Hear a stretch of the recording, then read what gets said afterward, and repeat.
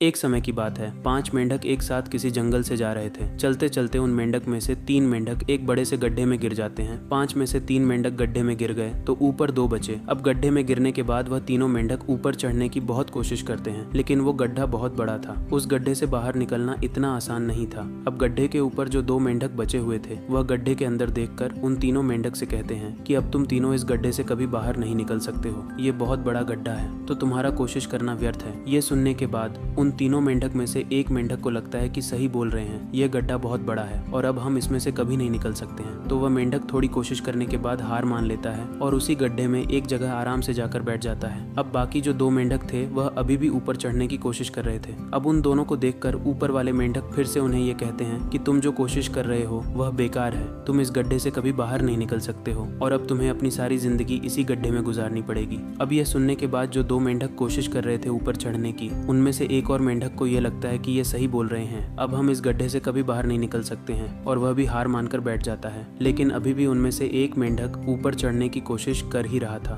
ऊपर वाले 2 मेंढक उसे भी कहते हैं कि क्या तुम्हें सुनाई नहीं दे रहा है, उन दोनों ने हार मान लिया है और तुम अभी भी ये सोच रहे हो कि तुम इस बड़े से गड्ढे से बाहर निकल सकते हो। वो ऊपर वाले दोनों मेंढक उसे बोलते रहे, लेकिन उनकी बातों का उस मेंढक पर कोई असर नहीं हुआ और वह मेंढक कोशिश करता रहा और कोशिश करते करते वह उस गड्ढे से बाहर निकल गया। अब उसे वह सारे मेंढक देख रहे थे कि यह बाहर कैसे निकल गया। मैं आपको बताता हूँ कि वह मेंढक बाहर कैसे निकला। वह मेंढक इस बड़े गड्ढे से इसीलिए बाहर निकला क्योंकि वह मेंढक बहरा था, उसे कुछ सुनाई नहीं देता था। तो इस कहानी से हमें ये सीख मिलती है कि जब हम जिंदगी में कुछ अच्छा करते हैं तो बहुत लोग आते हैं, हमें रोकने के लिए तरह तरह की बातें करते हैं। लेकिन अगर आपको अपने काम में कामयाबी हासिल करनी है तो बहरे बन जाओ, उनकी बातों का अपने ऊपर कोई असर ही मत होने दो। क्योंकि सबसे बड़ा रोग क्या कहेंगे लोग तब भी कहते हैं जब आप कुछ नहीं करते हो, और तब भी कहते हैं जब आप कुछ करते हो तो चाहे आप कुछ करो या ना करो, लोगों का काम है कहना और वह तो कहेंगे ही। तो अगर आप इस कहानी को और भी लोगों तक पहुंचाना चाहते हो तो इस वीडियो को लाइक करो ताकि 2 इस वीडियो को और भी लोगों तक पहुंचाए। और अगर कहानी अच्छी लगी हो तो हमारे चैनल को सब्सक्राइब जरूर करिए। मिलता हूं मैं अगली बार इसी तरह की कहानी के साथ। तो